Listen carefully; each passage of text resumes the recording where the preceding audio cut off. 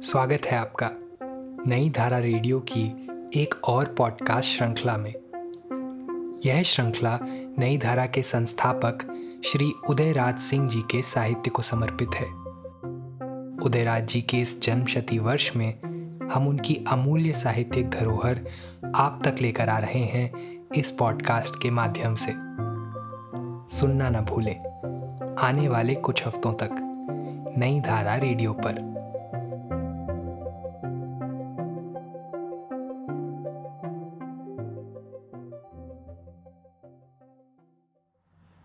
बंदी का मोह।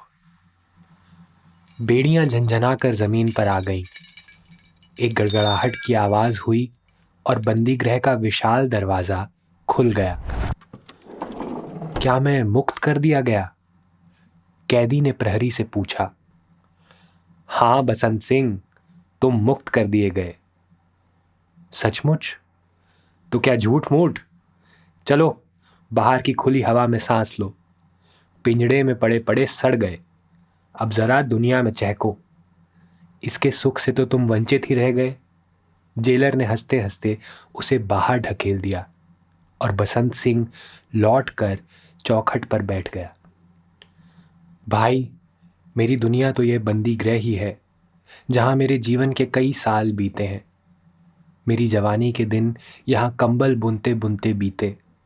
मेरे हंसी के दिन तुम्हारे हाथों से कोड़ों की मार सहने में गुजर गए। अरे भाई जाओ भी यहां से, फिर तो यहां आना ही है। मैं दरवाजा बंद कर रहा हूं।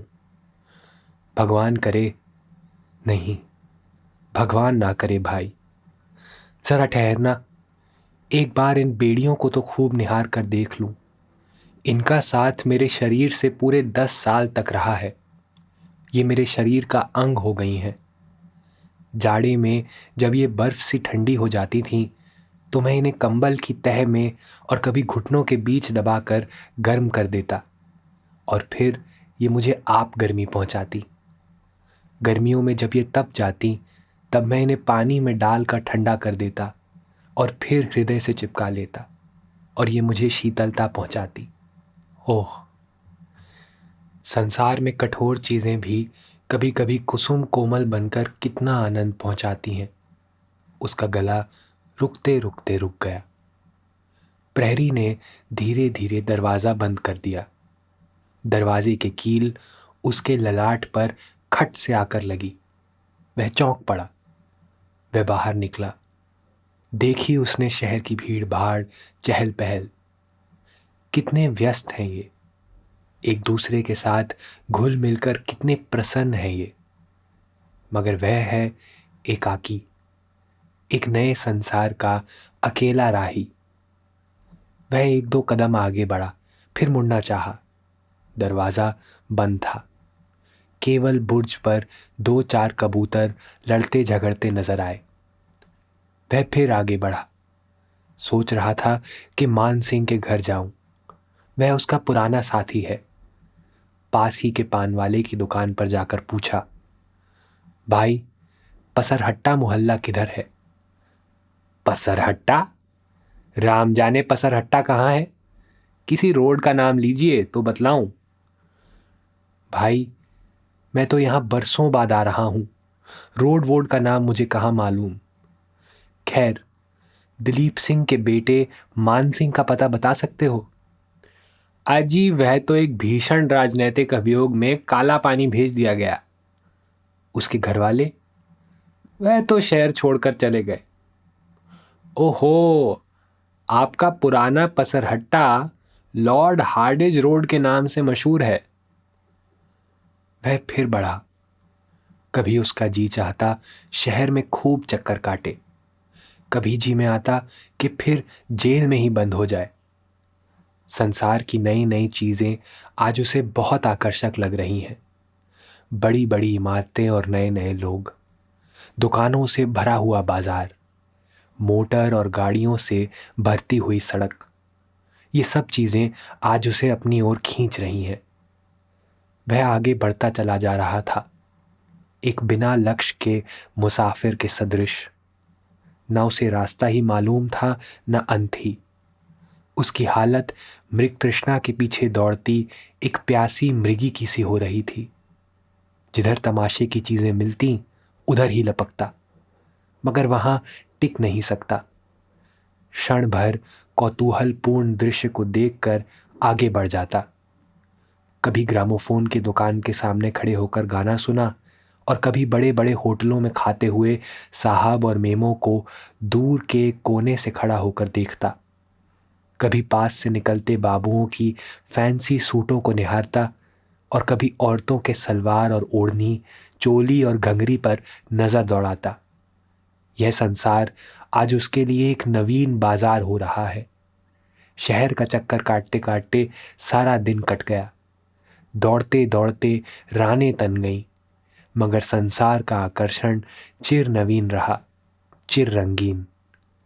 भूख और प्यास से वह तड़फड़ाता हुआ निरुद्देश्य राही एक बिसाती की दुकान पर आकर पड़ रहा। बिसाती ने डांटा, अरे यहां पड़ा है, चल कहीं दूसरा ठौर देख। भाई मैं अकेला हूं, कुछ मुझे खिला दो, भगवान तुम्हारा भला करेगा। अरे यहां सदाव्रत नहीं बटता, चल यहां से। वह जाने लगा, मगर बिसाती की स्त्री ने उसे रोक लिया। वह उस गरीब की हालत पर तरस खा गई। स्वामी की टें टें करने पर भी उसने उसे भूंजा और गुड़ खिलाकर पानी भी पिला दिया। बंदी ने उसे आशीर्वाद दिया और चल पड़ा। परंतु जाए तो किधर? सब रास्ते तो उसके लिए एक ही से हैं। वह चक्कर में पड़ा। बिसाती की दुकान के सामने से एक लंबी सड़क पश्चिम की ओर बढ़ती चली जा रही थी। वह उसी रास्ते को पकड़कर चल दिया, आगे बढ़ा। मगर वह जाए तो किसके घर? माँ बाप तो पहले ही मर चुके थे। बड़ा भाई जेल में रोटियां तोड़ रहा है। बहन किसी अज्ञात देश में लहू पसीना एक करके कमा खा रही है। वही बेचारा संसार की खाक छानने के लिए बचा है। आगे चलकर रास्ते से एक पगडंडी मिल गई। पगडंडी पर मोटे अक्षरों में लिखा था, सोनपुर। सोनपुर का नाम पढ़ते ही अतीत की स्मृतियां उसके मानस पटल पर दौड़ गईं। सोनपुर उसके भावी श्वसुर का घर है। उनकी बेटी दीप्ति से उसकी सगाई हो चुकी थी। बंदी ने उस पगडंडी को पकड़ लिया। सोचा, चलो भावी श्वसुर के घर ही चलें, शायद वहीं कोई अपना निकल आवे। वनमाली की किरणें अरहर के खेत को चूमती हुई भागी चली जा रही थी। संध्या शून्य थी। केवल कभी कभी खेतों में से एक चिड़ियों का झुंड चें चें करता उड़ जाता और कभी सर पर सूखी घासों का गट्ठर लिए किसानों की टोली पास ही से गुजर जाती। वह उन्हें खूब गौर से देखता, शायद कोई जानकार सूरत निकल आवे, मगर सब शक्लें नई निकली। आज से 11 साल पहले वह इसी पगडंडी से होकर अपनी सगाई कराने को संध्या समय सोनपुर गया था। उसके बाप और भाई, रिश्तेदार और नाई साथ गए थे। सारी पगडंडी बारातियों से भर रही थी। शहनाई की तान अरहर के खेत में गूंज उठी थी। उस समय उसके साथ कौड़ियों मनुष्य थे, मगर आज एक भी नहीं। वह एकाकी है। वह तब के दिन को आज के दिन से मिलाता। दोनों में कितना अंतर, दोनों में कितना फर्क। वे चैन के दिन थे, ये खटने के दिन है। वह समय अब लौटने को नहीं, एक सपना है, सपना। उसकी कल्पना कुछ घड़ियों के लिए भले ही आनंद पहुंचा दे। वे हंसी के दिन और चांदनी रातें, दिन में आम के बाग में कबड्डी खेलना और पूनों की चांदनी में ताप्ती की गोद में नाव खेना। अभी शैशव की विदाई की तैयारी ही हो रही थी कि सत्याग्रह संग्राम छिड़ गया और वह उसमें छाती ठोंक कर कूद पड़ा। सरकार के खिलाफ बरसों काम किया, फिर इनाम में मिली कारावास की यातनाएं। जेल जाते समय गांव वालों ने उसे फूलों के हार से भर दिया था। माँ ने अपने आंसू पोंछ कर दही का तिलक लगाया था। बाप ने पीठ पर हाथ फेर कर आशीर्वाद दिया था। फिर फूल की माला के बदले लोहों का हार पहनना पड़ा। हंसी के दिन कारावास की अंधेरी रात में परिणत हो गए। जवानी के दिन जेल की सूखी रोटियां तोड़ने में गुजरने लगे। वहां भी 10 साल गुजर गए। आज वह मुक्त कर दिया गया है। 11 साल पहले जब उसे कारावास का दंड मिला था, उसके नाम पर आवाज बुलंद करने वाले हजारों थे। आज उसके नाम को याद करने वाला शायद एक भी नहीं रहा। भूत में बीती हुई सुमधुर स्मृतियां एक एक करके आईं और मिट गईं। पगडंडी भी ताप्ती के तट पर आकर जल की विशाल काया में विलीन हो गई। वह तट पर रुका। आगे अथाह जल राशि है और पीछे अंधेरी रात में साए साए करता सघन बाजरे और अरहर का घना जंगल। वह बिल्कुल थक गया था। जेल में 10 कदम भी चलने को नहीं मिलता और कहाँ आज मीलों चक्कर काटना पड़ा। वह वहीं बैठ गया। उस पार जंगल के एक कोने से दूज का चांद निकल रहा है। आकाश में तारे उगाए हैं। उनकी रश्मियां ताप्ती के तन को चूम कर निखर रही हैं। आकाश शांत है, जलराशि सुप्त और निश्चल। वह कछार पर बैठा रजनी बाला का श्रृंगार देख रहा है। अचानक निशीथ को चीरती सुदूर से आती हुई तारों की झनकार उसके कानों में झंझना उठी।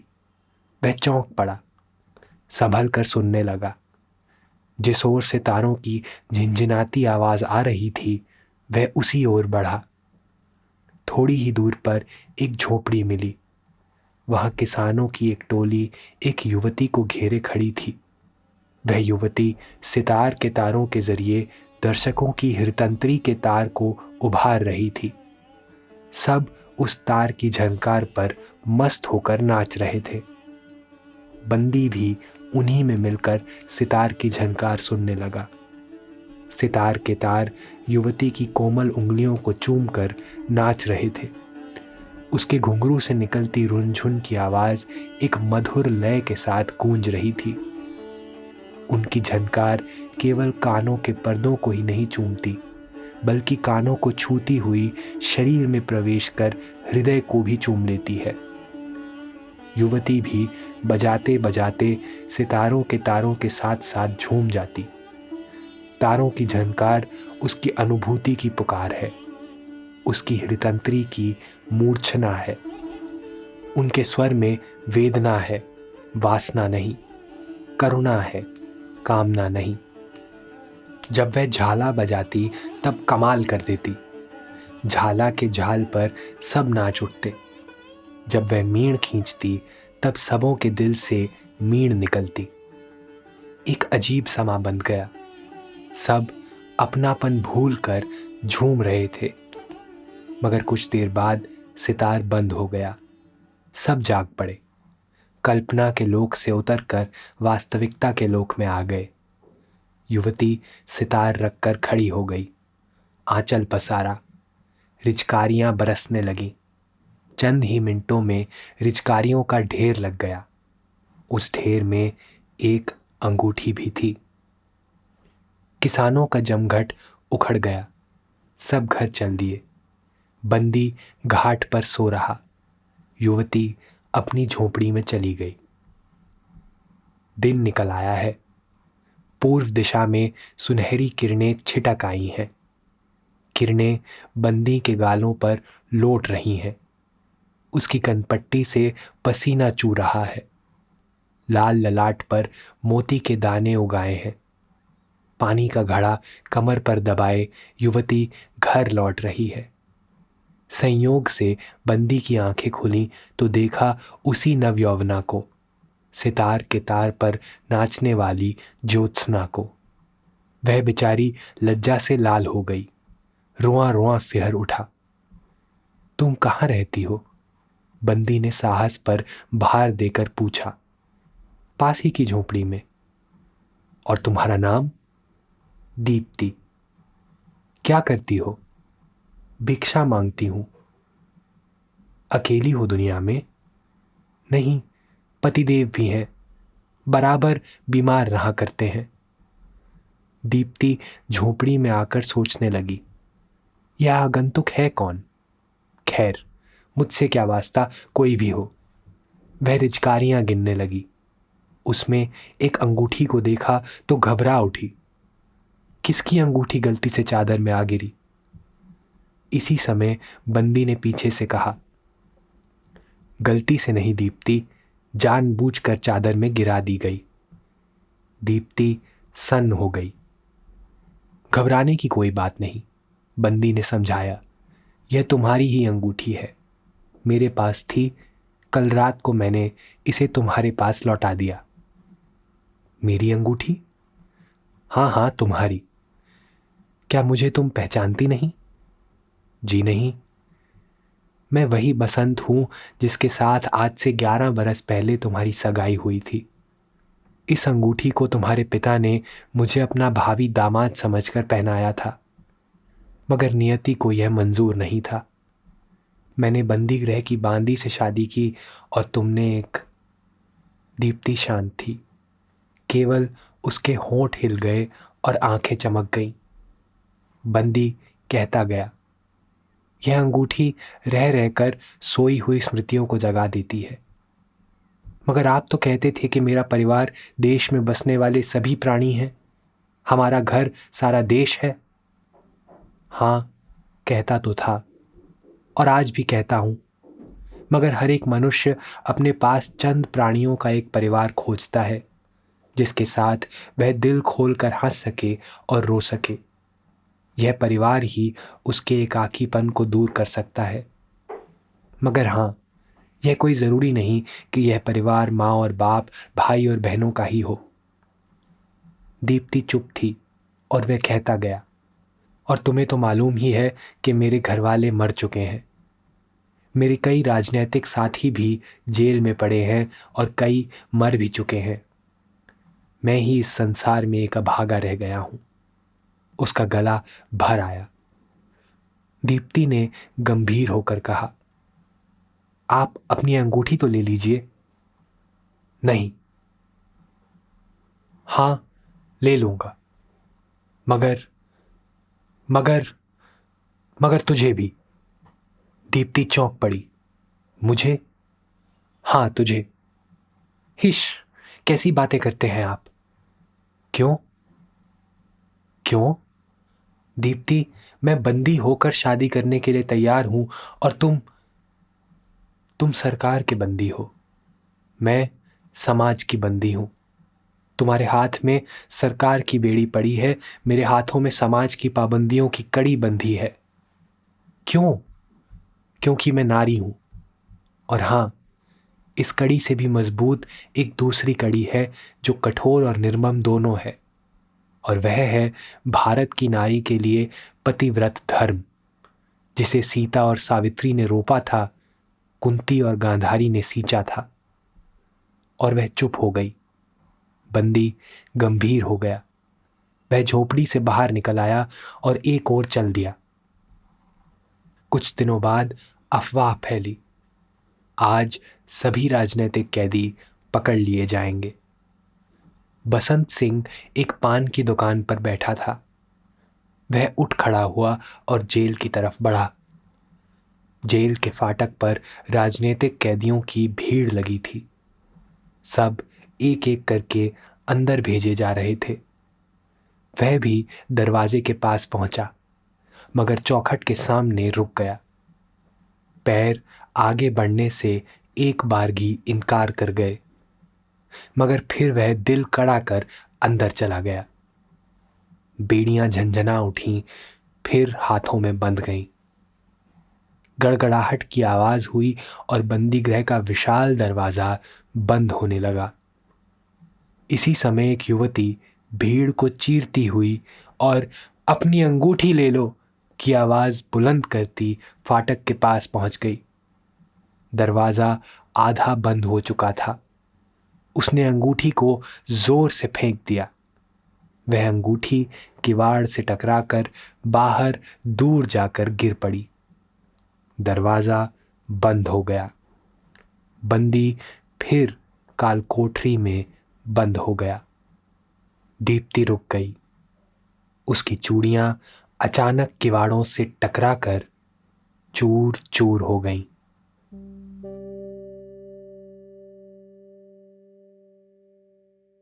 इस पॉडकास्ट को सुनने के लिए आपका धन्यवाद। हम आशा करते हैं कि हमारी ये प्रस्तुति आपको ज़रूर पसंद आई होगी। अन्य पॉडकास्ट्स, वीडियो इंटरव्यूज़ आदि के लिए नई धारा को सभी सोशल मीडिया प्लेटफॉर्म्स पर फॉलो करें। जल्द ही आपसे फिर मुलाकात होगी। धन्यवाद।